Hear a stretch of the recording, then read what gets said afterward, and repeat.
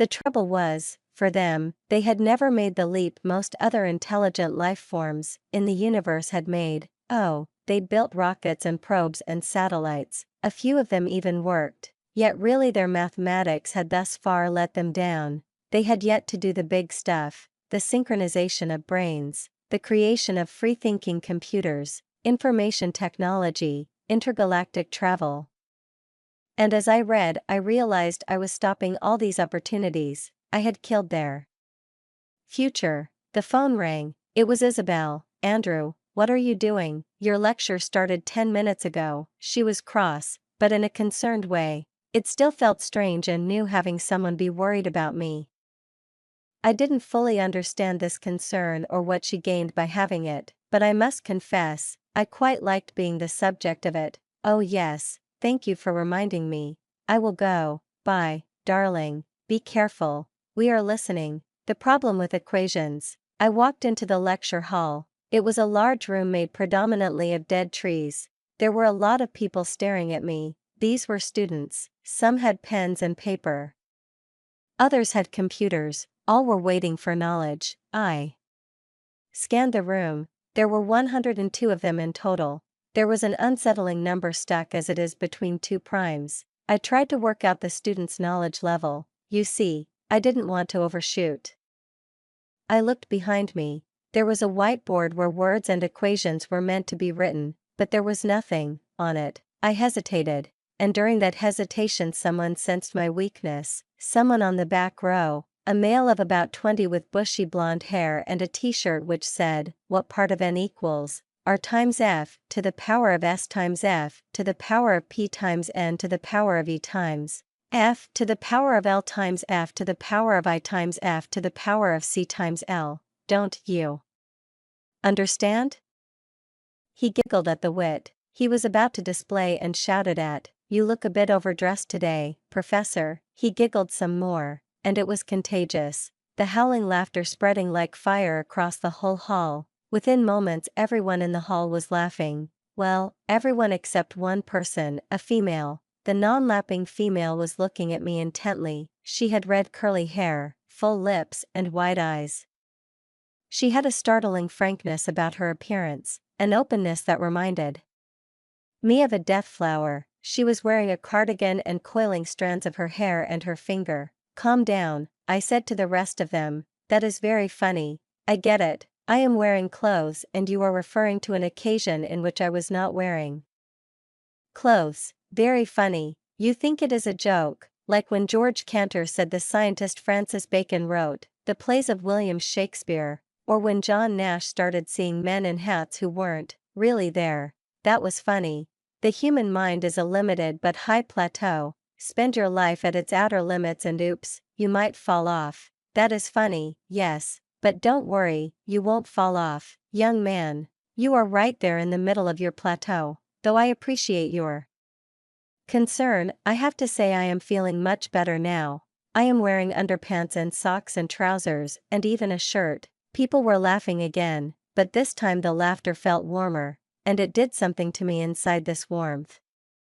So then I started laughing too, not at what I just said because I didn't see how that was funny. No, I was laughing at myself, the impossible fact that I was there on that most absurd planet and yet actually liking being there. And I felt an urge to tell someone how good it felt in human form to laugh, the release of it. And I wanted to tell someone about it, and I realized that I didn't want to tell the hosts. I wanted to tell Isabel. Anyway, I did the lecture. Apparently I had been meant to be talking about something called post-Euclidean geometry, but I didn't want to talk about that, so I talked about the boy's t-shirt. The formula written on it was something called Drake's equation. It was an equation devised to calculate the likelihood of advanced civilizations in Earth's galaxy, or what the humans called the Milky Way galaxy. That is how humans came to terms with the vast expanse of space. By saying it looks like a splatter of spilt milk, something dropped out of the fridge that could be wiped away in a second. So the equation, n equals r times f to the power of p times n to the power of e times f to the power of l times f to the power of I times f to the power of c times l, N was the number of advanced civilizations in the galaxy with whom communication might be possible. R was the average annual rate at which stars were formed. The F to the power of P was the fraction of those stars with planets. The N to the power of E was the average number of those planets that have the right ecosystems for life. The F to the power of I was the fraction of those planets where life would actually develop. The F to the power of I was the fraction of the above planets that could develop intelligence. The F to the power of C was the fraction of those where a communicative technologically advanced civilization could develop. And I was the lifetime of the communicative phase. This astrophysicists had looked at all the data and decided that there must in fact be millions of planets in the galaxy containing life and even more in the universe at large, and some of these were bound to have advanced life with very good technology. This of course was true, but the humans didn't just stop there. They came up with a paradox. They said, hold on, this can't be right. If there are this many extraterrestrial civilizations with the ability to contact us, then we would know about it because they would have contacted us. Well, that's true, isn't it? Said the male whose t-shirt started this detour. No, I said, no, it's not.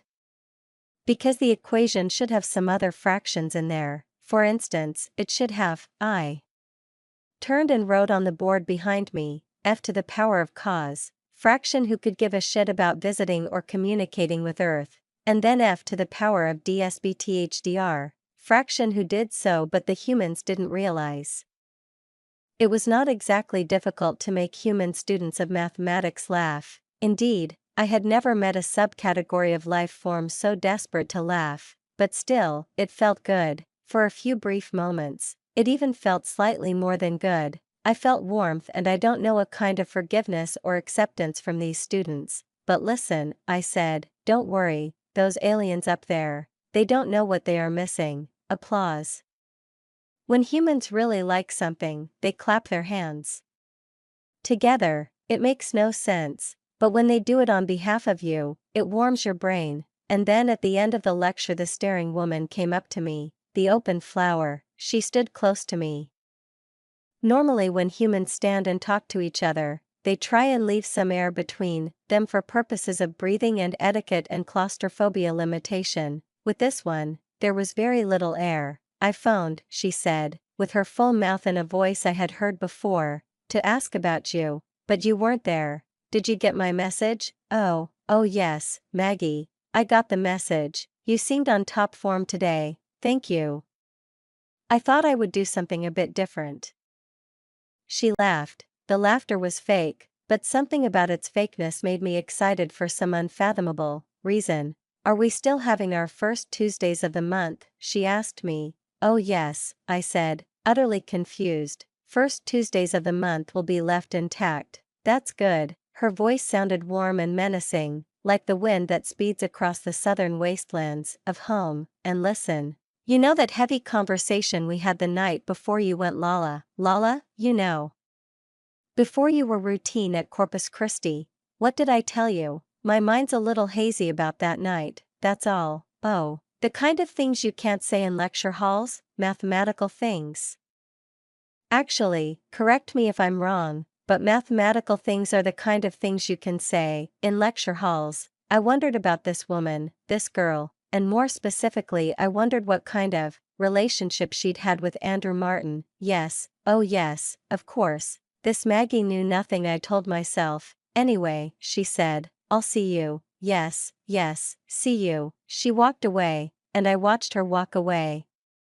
For a moment there was no fact in the universe except the one that related to a female human, called Maggie, walking away from me. I didn't like her, but I had no idea why. The violet. A little while later I was in the college cafe with Ari, having a grapefruit juice while he had a sugar-laden coffee and a packet of beef-flavored crisps. How'd it go, mate? I tried not to catch his cow-scented breath. Good.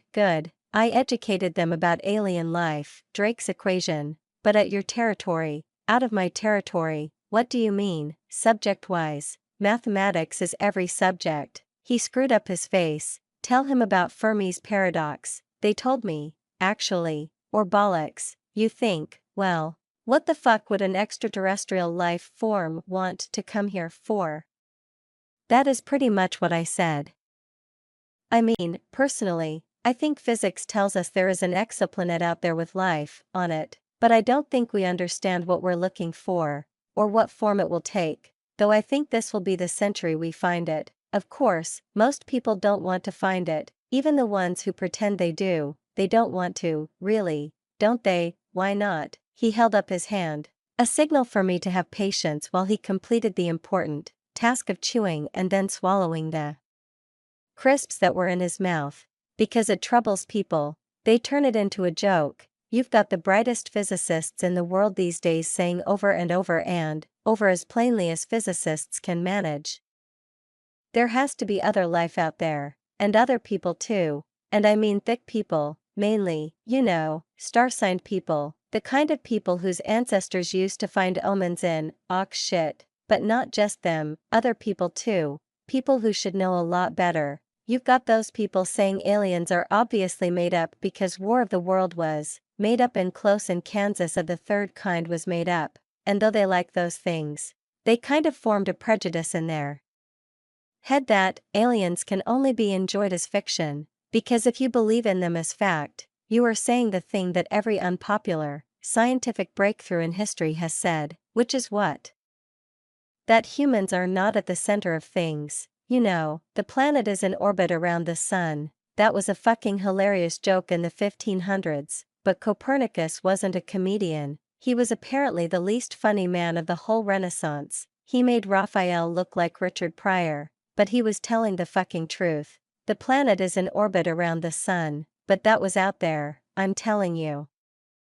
Of course, he made sure he was dead by the time it was published. Let Galileo take the heat, right? I said, yes. As I listened, I noticed a pain begin behind my eyes, getting sharper. On the fringes of my vision, there was a blur of violet. Oh, and animals have nervous systems. Ari went on between swigs of coffee and could feel pain. That annoyed a few people at the time, too.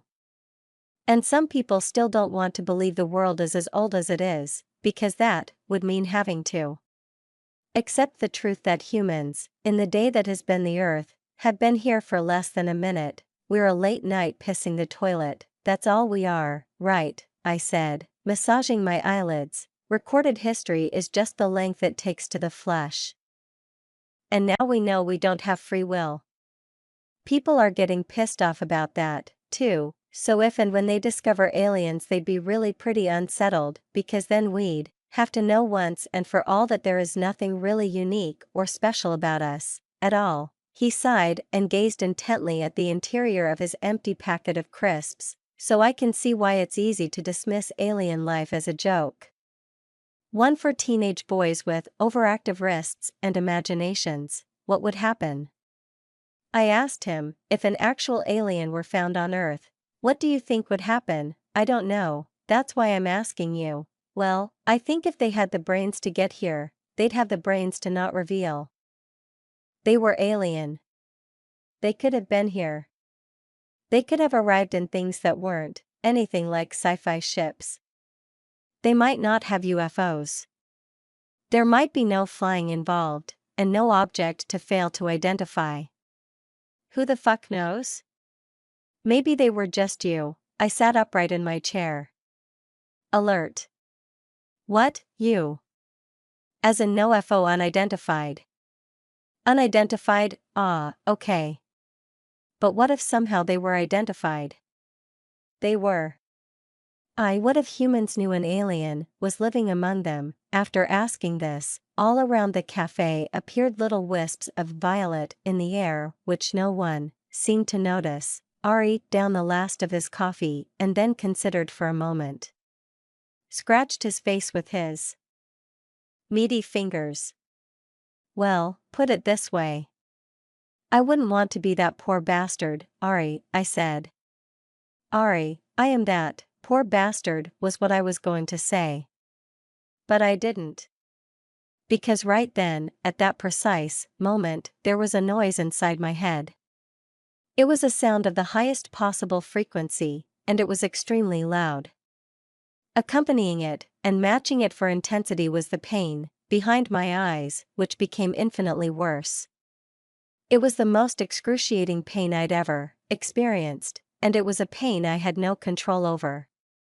Wishing it not to be there wasn't the same thing as it not being there. And that confused me. Or it would have done if I'd had the capacity to think beyond the pain. And I kept thinking about the pain and the sound and the violet. But this sharp, throbbing heat pressing behind my eyes was too much. What's up? I was holding my head by this point, trying to close my eyes. But they wouldn't close. I looked at Ari's unshaven face, then at the few other people in the cafe, and the girl with glasses who was standing behind the counter. Something was happening to them. And to the whole place. Everything was dissolving into a rich, varied violet, a color more familiar to me than any other. The hosts, I said aloud, and almost simultaneously the pain increased further. Stop. Oh, stop. Oh, stop, man, I'm calling an ambulance, he said, because I was on the floor now, a swirling, violet sea. No, I fought against it. I got to my feet. The pain lessened. The ringing became a low hum, the violet faded. It was nothing, I said. Ari laughed, nervous, no expert, but that honestly looked like something. It was just a headache. A flash of pain. I'll go to the doctor and check it out. You should? You really should? Yes, I will. I sat down. An ache remained as a reminder for a while, along with a few ethereal wisps, in the air only I could see. You were gonna say something about other life. No, I said quietly, pretty sure you were. Man, yeah, well, I think I've forgotten, and after that the pain disappeared altogether, and the air lost its final trace of violet, the possibility of pain. I didn't mention anything to Isabel or Gulliver. I knew it was unwise, because I knew the pain had been a warning. And besides, even if I wanted to tell her I wouldn't have, because Gulliver had arrived home with a bruised eye. When human skin bruises, the skin takes various shades, grays, browns, blues, greens, among them, a dull violet. Beautiful, petrifying violet. Gulliver, what happened? His mother asked the question quite a few times that evening, but never got a satisfactory reply. He went into the small utility room behind the kitchen and closed the door. Please, Gull, come out of there, said his mother. We need to talk about this. Gulliver, come out of there, I added. Eventually, he opened the door. Just leave me alone. That alone was said with such a hard, cold force. Isabel decided it was best to grant him that wish, so he stayed downstairs while he trudged up to his room. I'm going to have to phone the school about this tomorrow. I said nothing. Of course, I would later realize this was a mistake. I should have broken my promise to Gulliver, and told her that he hadn't been going to school. But I didn't, because it wasn't my duty. I did have a duty, but it wasn't to humans. Even these ones. Especially these ones. And it was a duty I was already failing to follow, as that afternoon's warning in the cafe had told me. Newton, though, had a different sense of duty, and he headed up 3 flights of stairs to be with Gulliver. Isabel didn't know what to do, so she opened a few cupboard doors, stared into the cupboards, sighed, then closed them again. Listen, I found myself saying, he's going to have to find his own way and make his own mistakes. We need to find out who did that to him, Andrew. That's what we need to do.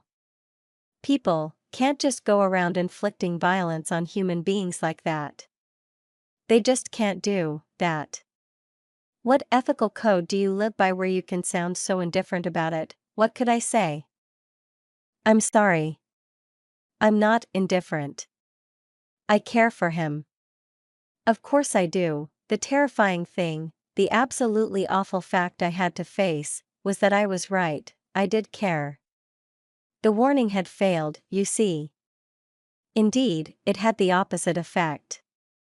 That's what starts to happen when you know it is possible for you to feel pain you have no control over. You become vulnerable.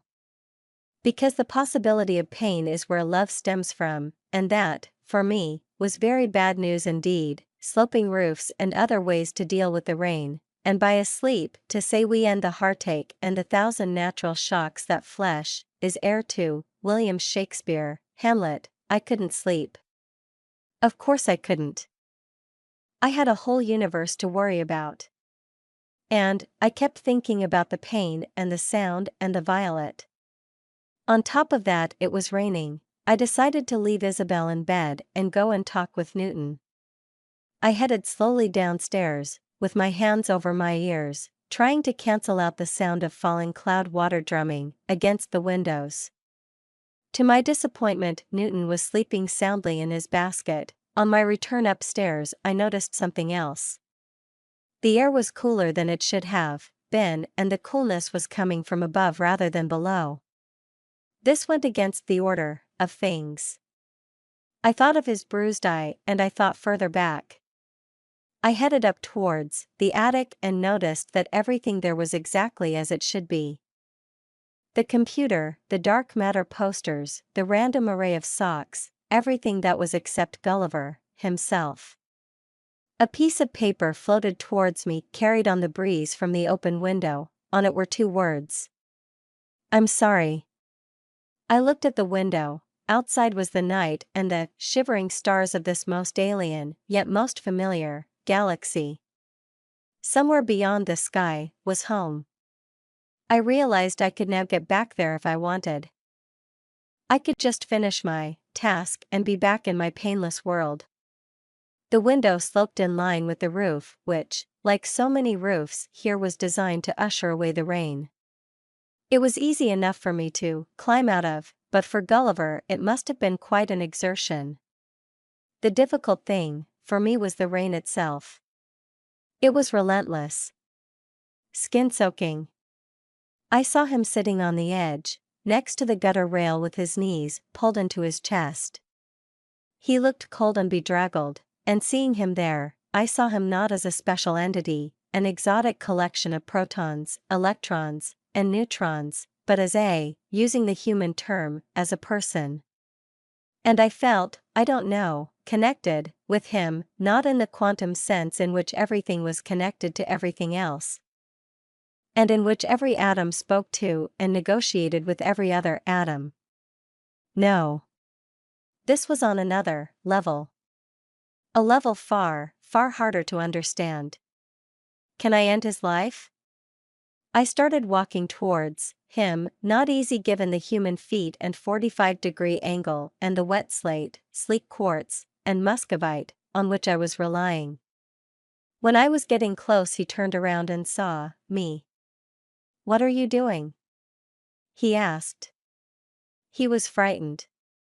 That was the main thing I noticed. I was about to ask you the same thing. Dad, just go away. What he was saying made sense. I mean, I could have just left him there. I could have escaped the rain, the terrible sensation of that falling water on my thin, non-vascular skin, and gone inside. It was, then I had to face why I was really out there. No, I said, to my own confusion, I'm not going to do that. I'm not going to go away. I slipped a little. A tile came unstuck, slid, fell and smashed to the ground. The smash woke Newton, who started barking. Gulliver's eyes widened and his head jerked away. His whole body seemed full of nervous intention. Don't do it, I said. He let go of something. It landed in a gutter, the small plastic cylinder that had contained the 28 diazepam tablets, now empty. I stepped closer. I had read enough human literature to realize that suicide was a real option here on Earth. Yet again I wondered why this should have bothered me. I was becoming mad, losing my rationality. If Gulliver wanted to kill himself, then logically, that solved a major problem, and I should just stand back and let it happen. Gulliver, listen to me. Don't jump. Trust me, you're nowhere near high enough to guarantee that you'll kill yourself. This was true, but as far as I could calculate there was still a very good chance of him falling and dying on impact. In which instance there would be nothing I could do to help him. Injuries could always be healed. Death meant death, a zero squared was still a zero. I remember swimming with you, he said, when I was 8, when we were in France, can you remember? That night you taught me how to play dominoes? He looked back at me, wanting to see a recognition I couldn't give him. It was hard to see his bruised eye in this light. There was so much darkness across his face, he might as well have been all bruised. Yes, I said. Of course I remember that, liar, you don't remember. Listen, Gulliver, let's go inside. Let's talk about this indoors. If you still want to kill yourself, I'll take you to a higher building. Gulliver didn't seem to be listening, as I kept stepping on the slippery slate towards him. That's the last good memory I have, he said. It sounded sincere. Come on, that can't be true. I'm stupid, I'm nothing. No, Gulliver, you're not. You're something. You wasn't listening. The diazepam was taking hold of him. How many tablets did you take? I asked. All of them. I was nearly at him. My hand was almost within grasping distance of his shoulder as his eyes closed and he disappeared into sleep, or prayer. Another tile came loose. I slipped onto my side, losing my footing on the rain-greased tiles until I was left hanging onto the gutter rail. I could have easily climbed back up. That wasn't the problem. The problem was that Gulliver was now tilting forward. Gulliver, wait, wake up, Gulliver. The tilt gained momentum. No, he fell. And I fell with him, first, internally, a kind of emotional falling, a silent howl into an abyss, and then physically. I sped through the air with a dreadful velocity. I broke my legs, so that was my intention. Let the legs take the pain and not the head, because I would need my head, but the pain was immense. For a moment I worried they wouldn't re-heal.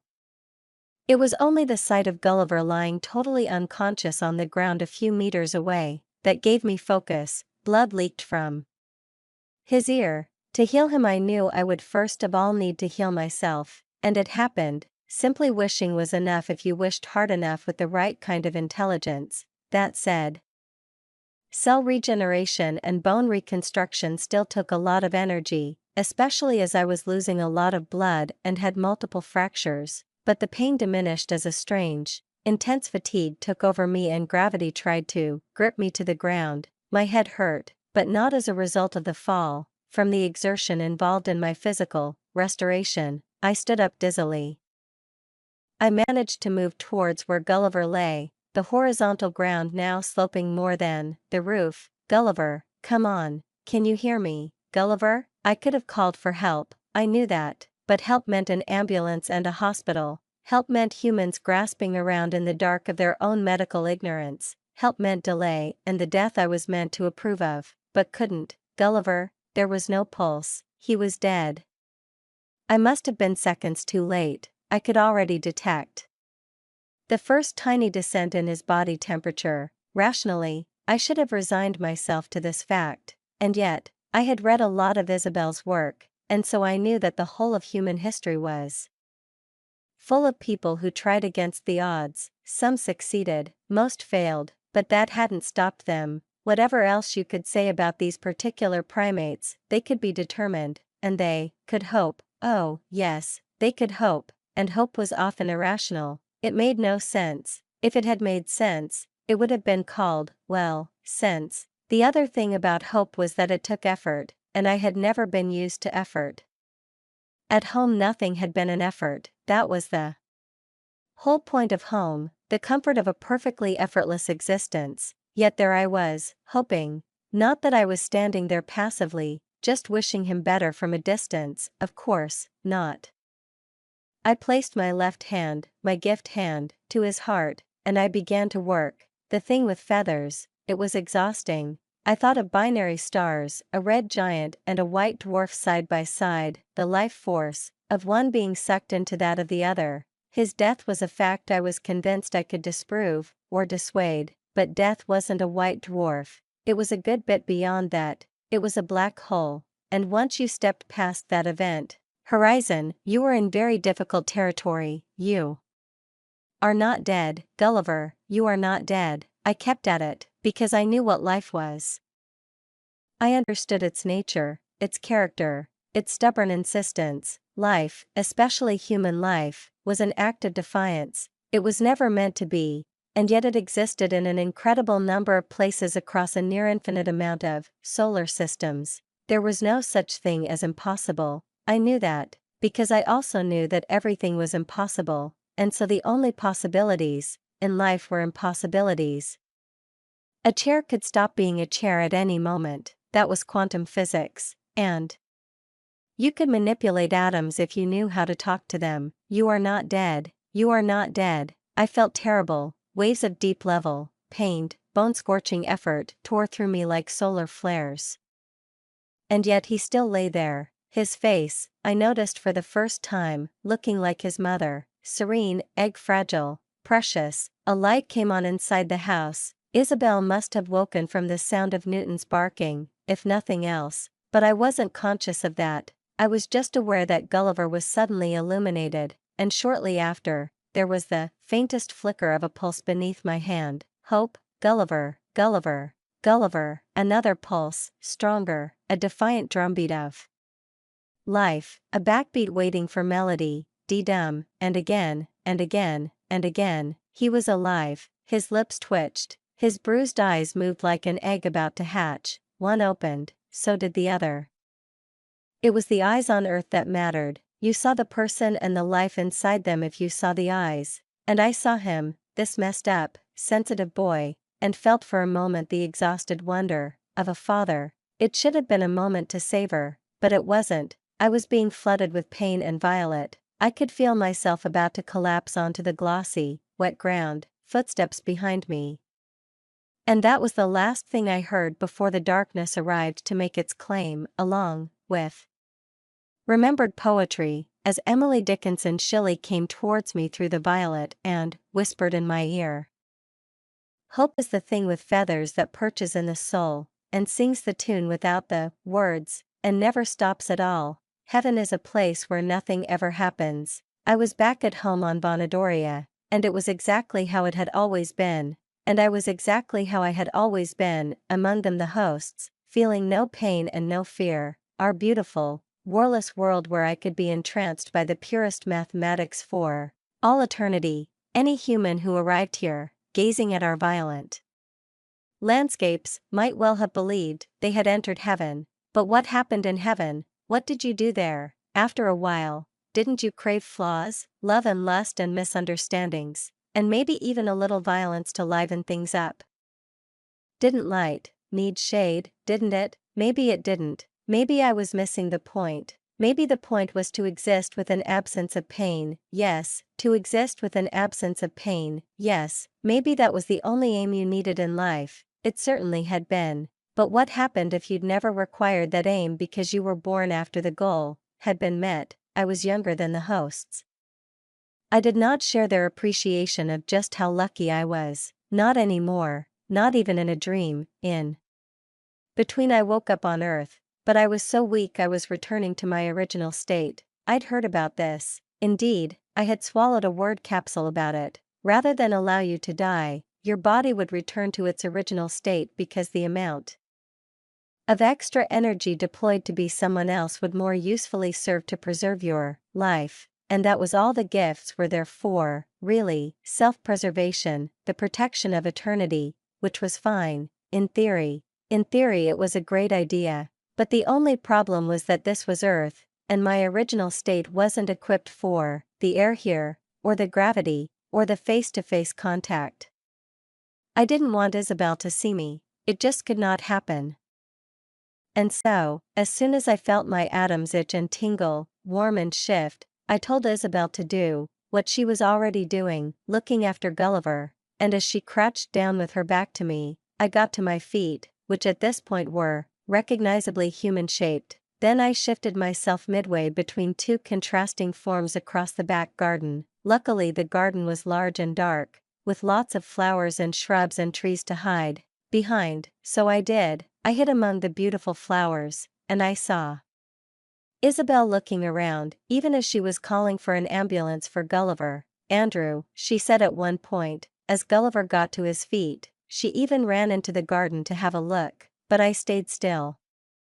Where have you disappeared to? My lungs began to burn, I needed more nitrogen. It would have taken only one word in my native tongue, home, the one the hosts were primed to hear, and I would be back there. So why didn't I say it? Because I hadn't finished my task. No, it wasn't that. I was never going to finish my task. That was the education this night had brought me. So why was I choosing risk and pain over their opposites? What had happened to me? What was wrong? Newton now came out into the garden. He trotted along, sniffing the plants and flowers until he sensed me standing there. I expected him to bark and draw attention, but he didn't. He just stared at me, his eyes shining blank circles, and seemed to know exactly who it was standing behind the juniper bushes. But he stayed quiet. He was a good dog, and I loved him. I can't do it, we know. There is no point in doing it anyway. There is every point. I don't believe Isabel and Gulliver should be harmed. We believe you have been corrupted. I haven't. I have gained more knowledge. That is all that has happened. No, you have been infected by them. Infected with what? With emotion. No, I haven't. That is not true. It is true. Listen, emotions have a logic. Without emotions, humans wouldn't care for each other. And if they didn't care for each other, the species would have died out. To care for others is self-preservation. You care for someone and they care for you. You are speaking like one of them. You are not a human. You are one of us. We are one. I know I am not a human. We think you need to come home. No, you must come home. I never had a family. We are your family. No, it isn't the same. We want you home. I have to ask to come home and I'm not going to. You can interfere with my mind but you can't control it. We will see. 2 weeks in the Dordogne and a box of dominoes. The next day we were in the living room, me and Isabel. Newton was upstairs with Gulliver who was now asleep. We had checked on him but Newton was staying there on guard. How are you? I asked Isabel. It was not death I said, for I stood up. You saved his life, said Isabel. I don't think so. I didn't even have to do CPR. The doctor said he had very minor injuries. I don't care what the doctor says. He jumped from the roof. That could have killed him. Why didn't you shout for me? I did. It was a lie, obviously, but the whole framework was a lie. The belief that I was her husband, it was all fiction. I did shout for you. You could have killed yourself. I have to admit that humans waste a lot of their time, almost all of it, with hypothetical stuff. I could be rich. I could be famous. I could have been hit by that bus. I could have been born with fewer moles and bigger breasts.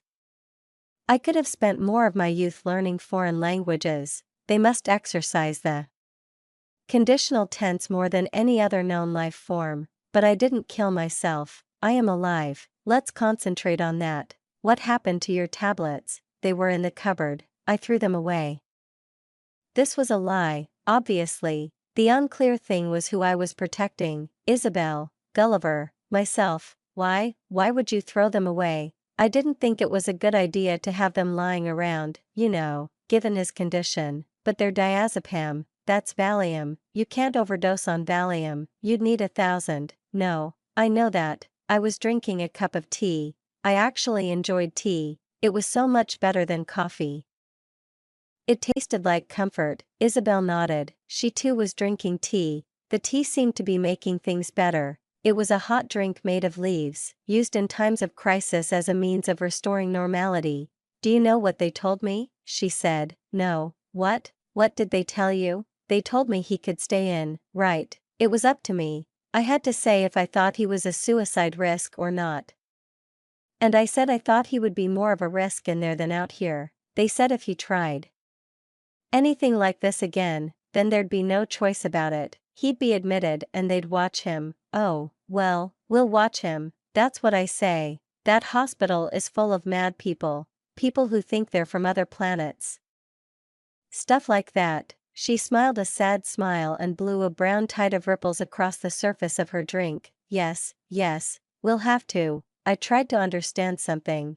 It's me, isn't it? It was my fault. For that day I didn't wear clothes. Something about this question switched the mood. Isabel's face hardened. Andrew, do you really think this was about one day, about your breakdown? Oh, I said, which I knew wasn't in context. But I had nothing else to say. Oh, was always the word I resorted to, the one that filled empty spaces. It was verbal tea.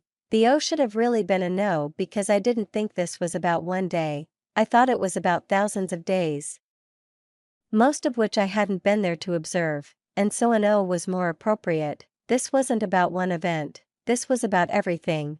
It's not obviously solely your fault, but you haven't really been there, have you, Andrew, for all his life, or at least since we moved back to Cambridge, you've just not been there. I remembered something he told me on the roof.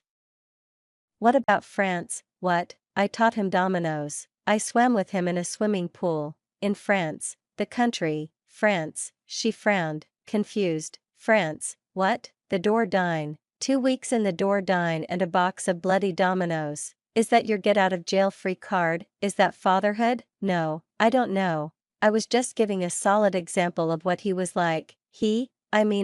What I was like. You've been there on holiday? Yes. Yes, you have, unless they were working holidays. Come on, you remember Sydney and Boston and Seoul and Turin and Dusseldorf. Oh yes, I said, staring at the unread books on the shelves like unlived memories. I remember them vividly, of course.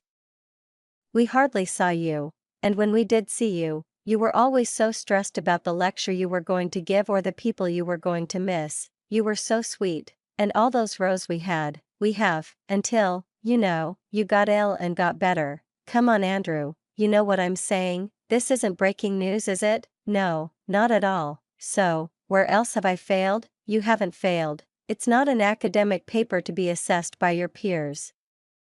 It's not success or failure, it's our life. I'm not wrapping it in judgmental language, I'm just trying to tell you the objective truth. I just want to know. Tell me things I've done or haven't done. She toyed with her silver necklace.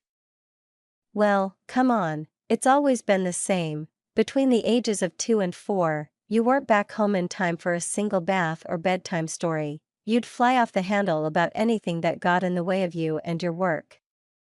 Or if I ever came close to mentioning that I had sacrificed my career for this family, at that time when I'd been making real sacrifices, you wouldn't even so much as postpone a book deadline. I'd be shot down in flames. I know.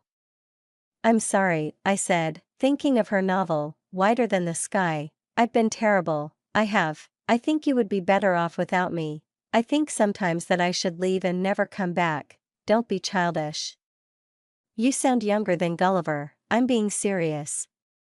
I have behaved badly. I sometimes think it would be better if I went and never returned, ever. This through her. She had her hands on her hips, but her glare softened. She took a big breath.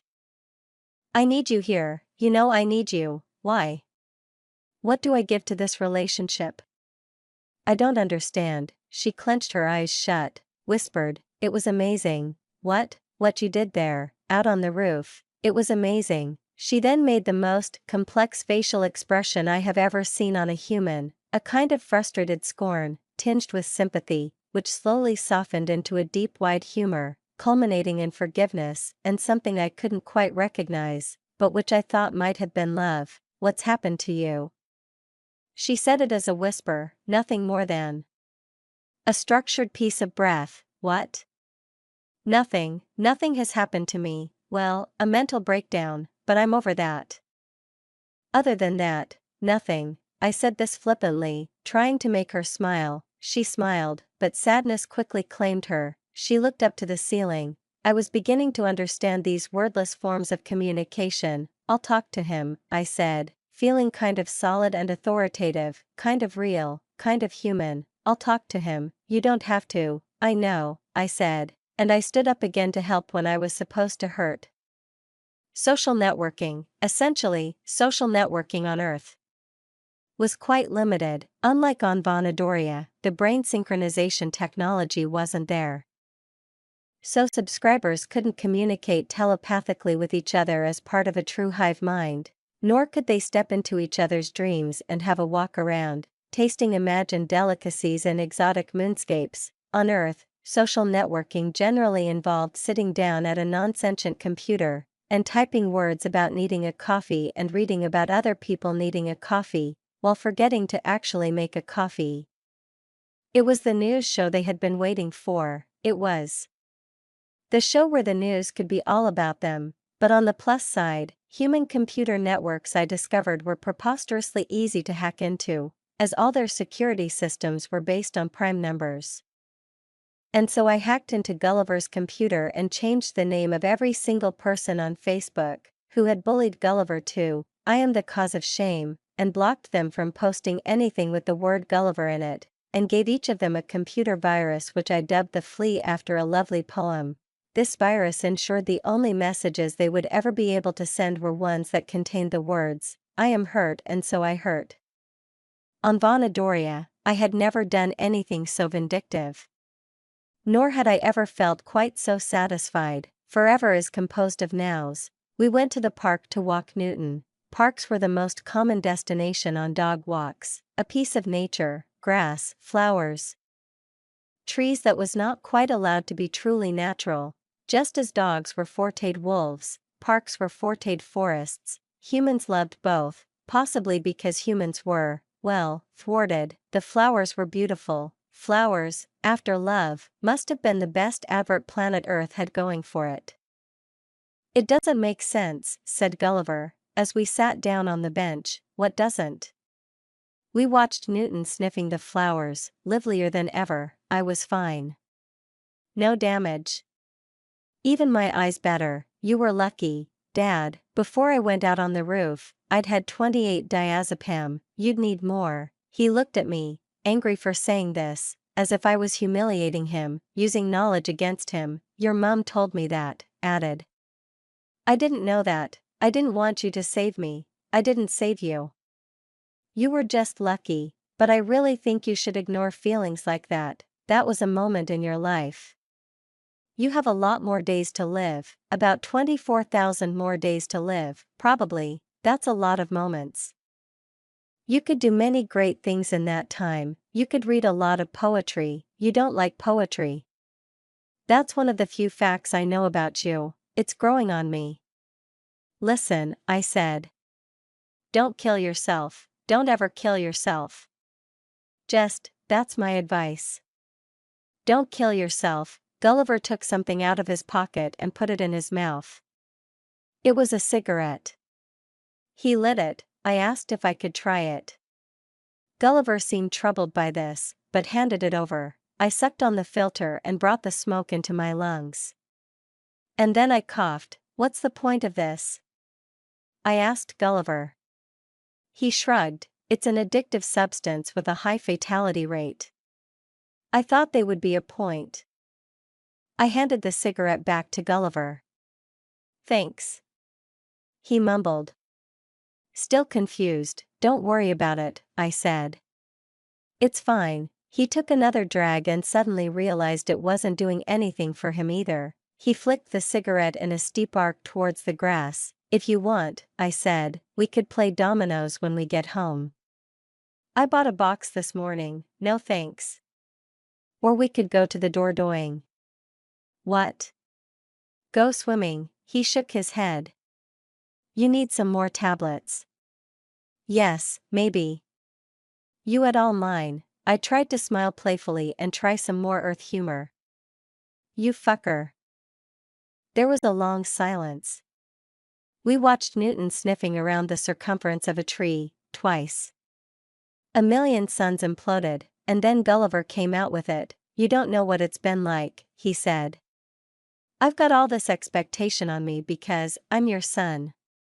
My teachers read your books, and they look at me like some bruised apple that's fallen off the great Andrew Martin tree. You know, the posh boy who got expelled from his boarding school, the one who set stuff on fire, whose parents gave up on him. Not that I'm bothered about that now. But even in the holidays you were never around, you were always somewhere else. Or just making everything tense and horrible with Mum.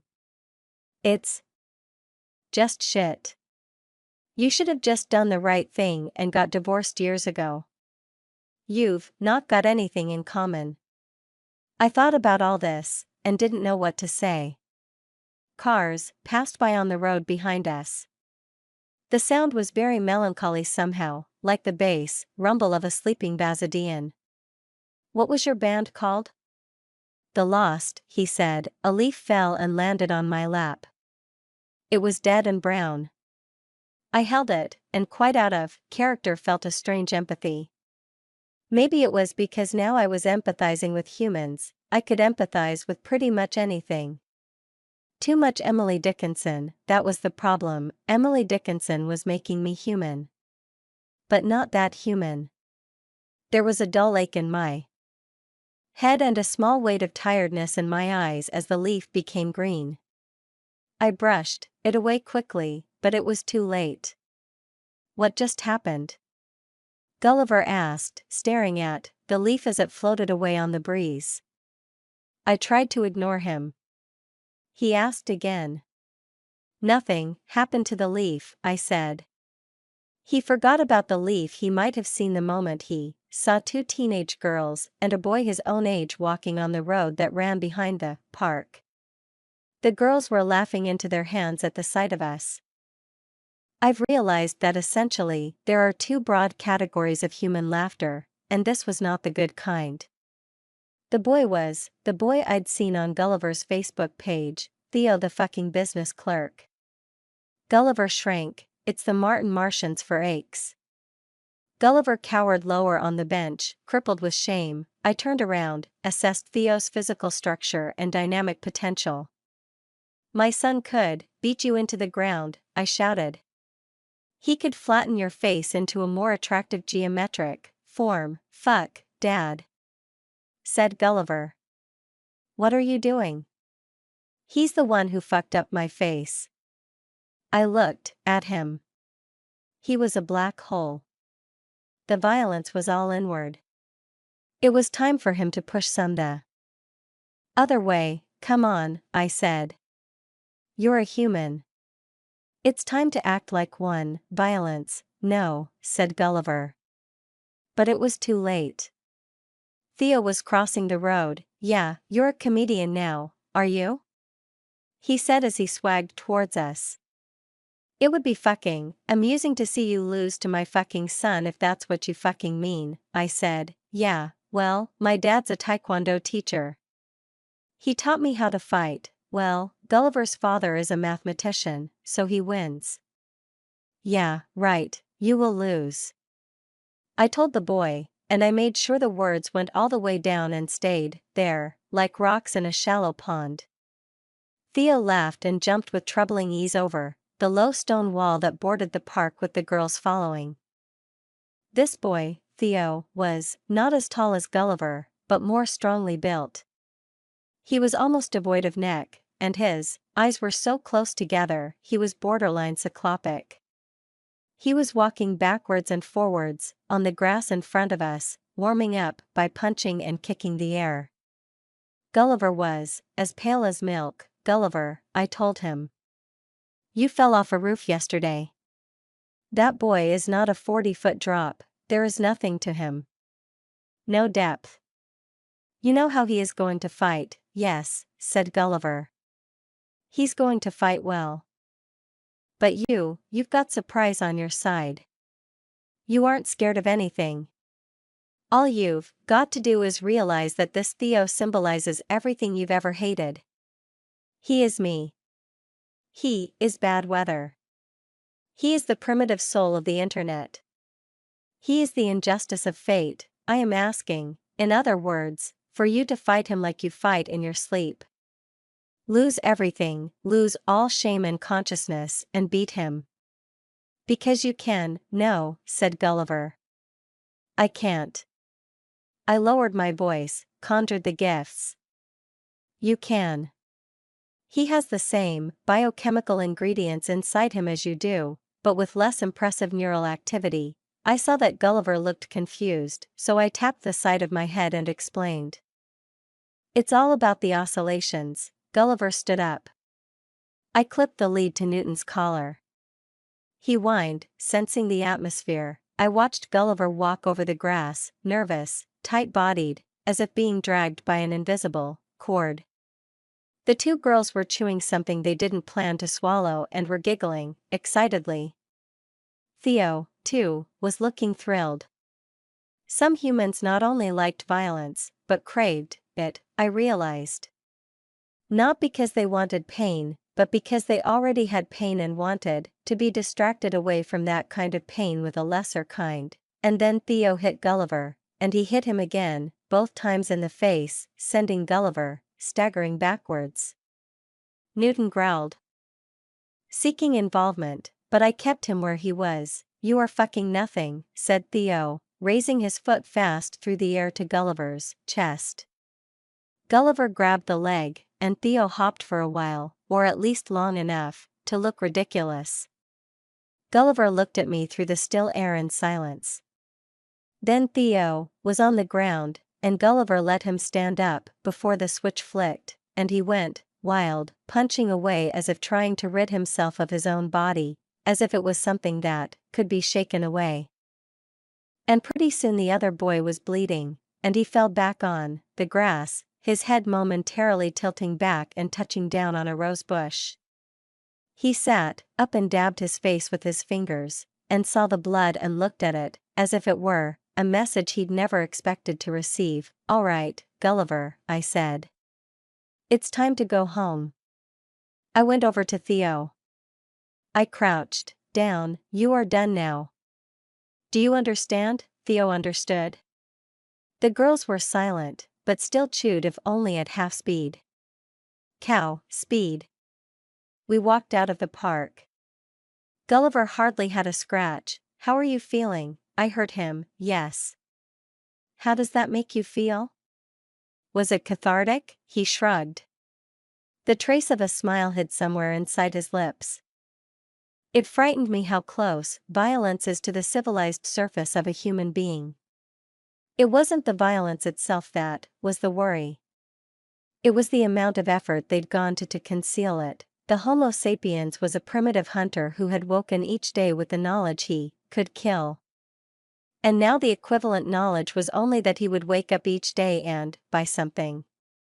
So it was important for Gulliver to release what he only released in sleep out into the waking world. Dad, you're not yourself, are you? He said before we got back. No, I said. Not really. I expected another question, but none came. The taste of her skin. I was not Andrew. I was them. And we woke. And the still light bedroom was clotted with violet. And though my head didn't hurt exactly, it felt extremely tight, as though my skull was a fist, and my brain was the bar of soap it contained. I tried switching off the light, but the dark didn't work. The violet stayed, expanding, and leaking across reality like spilt ink. Get away, I urged the hosts. Get away, but they had a hold on me. If you were reading this, you had a terrible hold. And I was losing myself, and I knew this because I turned over in bed and I could see Isabel in the dark facing away from me.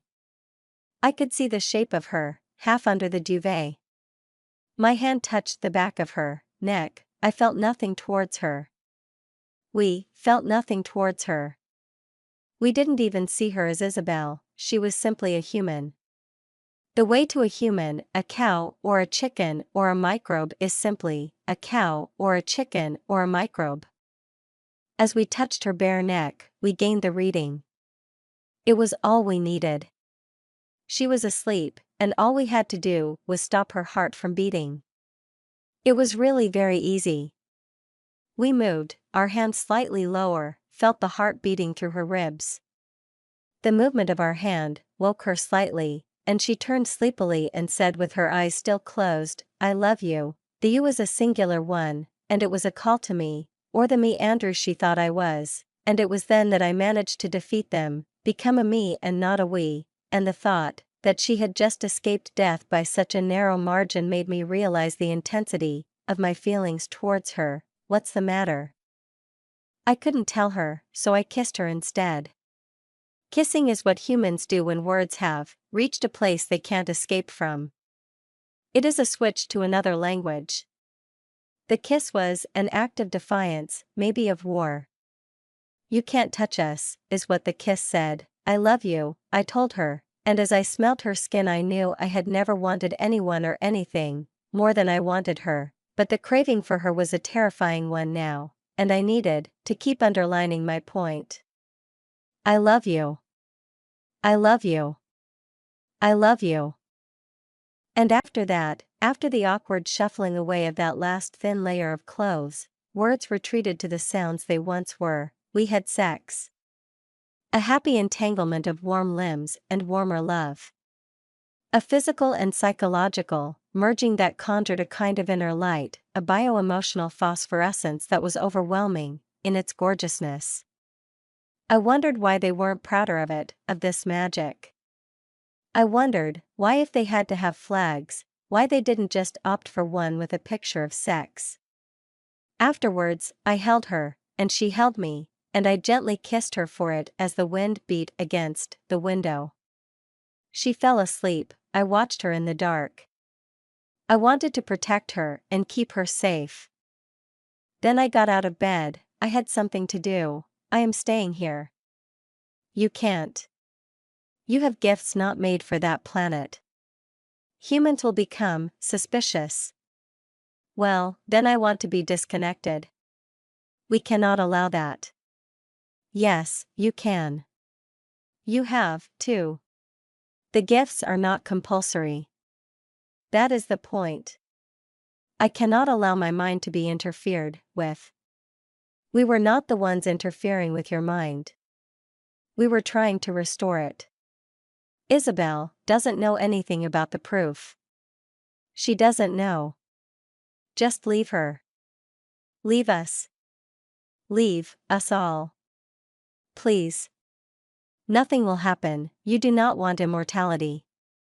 You do not want the chance to return home or to visit anywhere else in the universe other than the lonely planet on which you now reside. That is right, you do not want the chance to take other forms. To return to your own original nature. No, I want to be a human, or as close to being a human as it is possible for me to be. No one, in all our histories, has ever asked to lose the gifts. Well, it is a fact you must now update. You do realize what this means? Yes. You will be trapped in a body that cannot regenerate itself. You will grow old. You will get diseases. You will feel pain and forever know, unlike the rest of the ignorant species you want to belong to, that you have chosen that suffering. You have brought it on yourself. Yes. I know that. Very well. You have been given the ultimate punishment, and it makes it no less a punishment for having been asked for.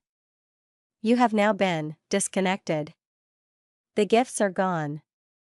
You are now human. If you declare you are from another planet, you will never have proof. They will believe you are insane, and it makes no difference to us. It is easy to fill your place. You won't fill my place.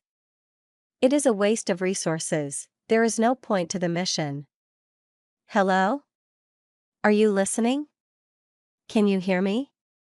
Hello, hello? Hello? The rhythm of life. Love is what the humans are all about, but they don't understand it. If they understood it, then it would disappear.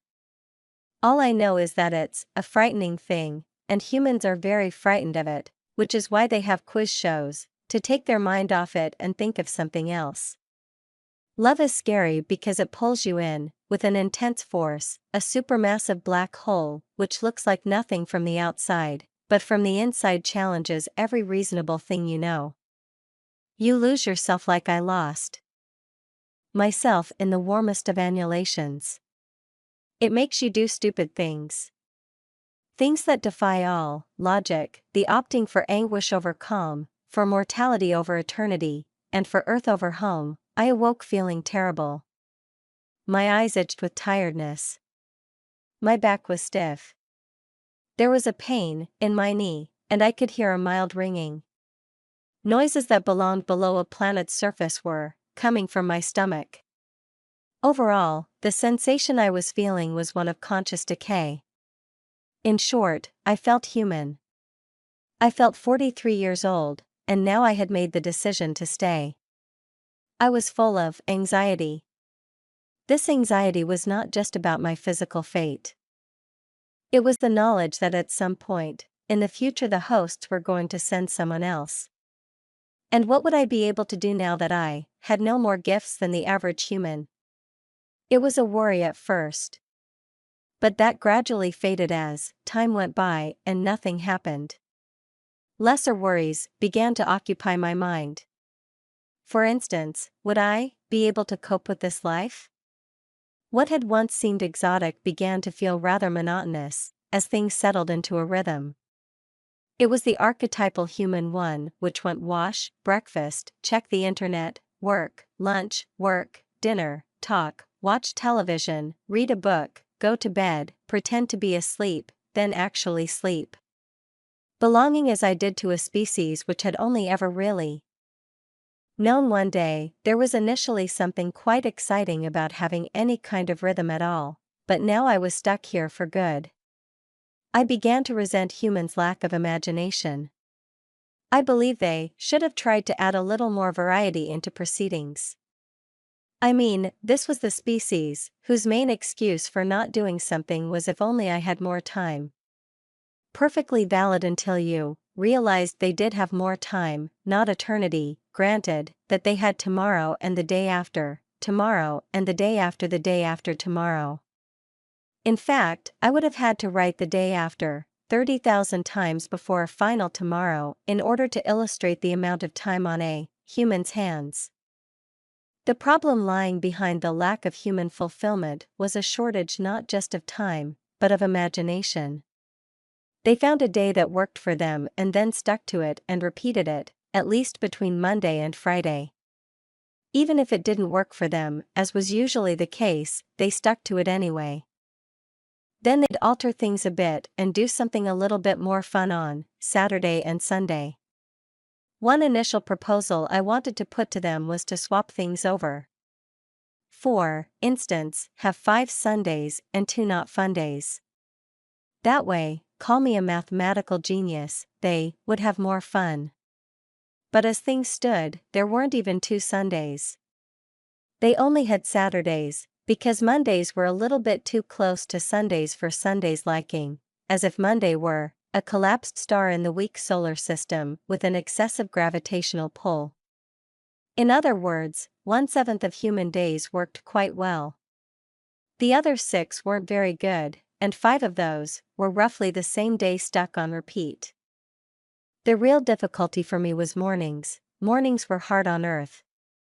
You woke up tired, and when you went to sleep, your back ached, your neck ached, your chest felt tight with anxiety that came from being mortal, and then on top of all that, you had to do so much before the day even started. The main problem was the stuff to do in order to be presentable.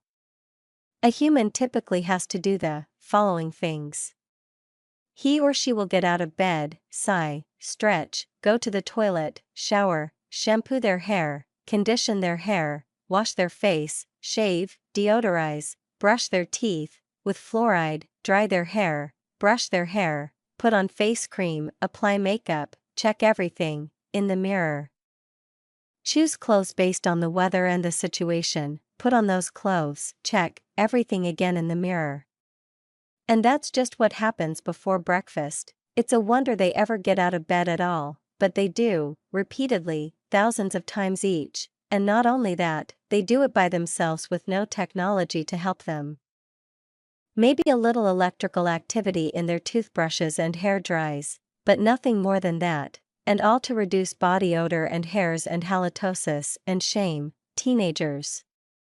Another thing adding force to the relentless gravity dogging this planet was all the worry that Isabel still had for Gulliver. She was pinching her bottom lip quite a lot and staring vacantly out of windows. I bought Gulliver a bass guitar, but the music he played was so gloomy it gave the house an unceasing soundtrack of despair. I just keep thinking of things, said Isabel, when I told her that all this worry was unhealthy. When he got expelled from school, he wanted it. He wanted to be expelled. It was a sort of academic suicide. I just worry, you know. He's always been so bad at connecting with people. I can remember the first ever report he had at nursery school. It said he had resisted making any attachments. I mean, I know he's had friends, but he's always found it difficult. Shouldn't there be girlfriends by now? He's a good-looking boy. Are friends so important? What's the point of them, connections, Andrew? Think of Ari. Friends are how we connect to the world. I just worry sometimes that he's not fixed here to the world, to life. He reminds me of Angus. Angus apparently was her brother. He had ended his own life in his early 30s because of financial worries. I felt sad when she told me that. Sad for all the humans who find it easy to feel ashamed about things. They were not the only life form in the universe to have suicide, but they were one of the most enthusiastic about it. I wondered if I should tell her that he wasn't going to school. I decided I should. What? Isabel asked, but she had heard. Oh God, so what's he been doing? I don't know, I said. Just walking around, I think. Walking around. When I saw him, he was walking. She was angry now, and the music Gulliver was playing quite loudly by this point wasn't helping. And Newton was making me feel guilty with his eyes. Listen, Isabel, it was too late. Isabel raced up the stairs. The inevitable row ensued. I could only hear Isabel's voice. Gulliver's was too quiet and low, deeper than the bass guitar. Why haven't you been to school? His mother shouted. I followed, with nausea in my stomach, and a dull ache in my heart. I was a traitor, he shouted at his mother, and his mother shouted back. He mentioned something about me getting him into fights, but fortunately Isabel had no clue what he was talking about. Dad, you bastard, he said to me at one point. But the guitar, that was my idea. So you're buying me now. Teenagers, I realized, were really quite difficult. In the same way, the southeastern corner of the Doridian galaxy was difficult. His door slammed. I used the right tone of voice. Gulliver calmed down. I am sorry. I am only trying to do what is best for you. I am learning here. Every day is a lesson, and some lessons I fail. It didn't work. Unless working meant Gulliver kicking his own door with rage. Isabel eventually went downstairs, but I stayed there, an hour and 38 minutes sitting on the beige wool carpet on the other side of the door. Newton came to join me. I stroked him. He licked my wrist with his rough tongue. I stayed right there, tilted my head towards the door. I am sorry, Gulliver, I said. I am sorry. I am sorry. And I am sorry I embarrassed you. Sometimes the only power you need is persistence. Eventually he came out. He just looked at me, hands in pockets. He leant against the door frame. Did you do something on Facebook? I might have done. He tried not to smile. He didn't say much after that, but he came downstairs and we all watched television together. It was a quiz show called Who Wants to Be a Millionaire, as the show was aimed at humans. The question was rhetorical. Then shortly after, Gulliver went to the kitchen to see how much cereal and milk would fit into a bowl, more than you could imagine, and then he disappeared back to the attic. There was a feeling of something having been accomplished. Isabel told me she had booked us tickets to see an avant-garde production of Hamlet at the Arts Theatre. It was apparently about a suicidal young prince who wants to kill the man who has replaced his father. Gulliver is staying at home, said Isabel. That might be wise. Australian wine. I've forgotten to take my tablets today. Isabel smiled. Well, one evening off won't hurt. Do you want a glass of wine? I hadn't tried wine before. So I said yes, as it really did seem to be a very revered substance. It was a mild night, so Isabel poured me a glass and we sat outside in the garden. Newton decided to stay indoors. I looked at the transparent yellow liquid in the glass. I tasted it and tasted fermentation. In other words, I tasted life on Earth. For everything that lives here, ferments, ages, becomes diseased. But as things made their decline from ripeness, they could taste wonderful, I realized. Then I considered the glass. The glass had been distilled from rock, and so it knew things. It knew the age of the universe, because it was the universe. I took another sip. After the third sip, I was really beginning to see the point. And it did something rather pleasant to the brain. I was forgetting the dull aches of my body and the sharp worries of my mind. By the end of the third glass, I was very, very drunk. I was so drunk I looked to the sky and believed I could see 2 moons. You two realize you're drinking Australian wine, don't you? She said, to which I may have replied, "Oh, you hate Australian wine." Do I? Why? I said, because you're a snob. Was a snob? She laughed, looked at me sideways. Someone who didn't used to sit down with his family to watch TV, she said, ever. Oh.